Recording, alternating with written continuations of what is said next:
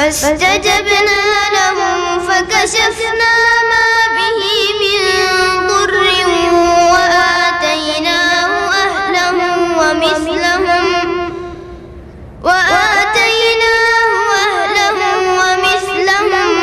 معهم رحمة من عندنا وذكرى للعابدين وإسماعيل وإدريس وذا الكفل كل من الصابرين وأدخلناهم في رحمتنا إنهم من الصالحين وذا النون إذ ذهب مغاضبا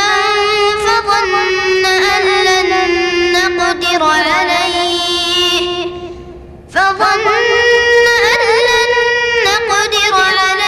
فنادى في الظلمات أن لا إله إلا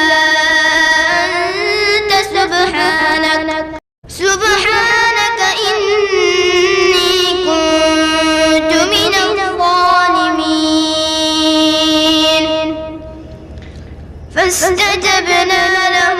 ونجيناه من الغم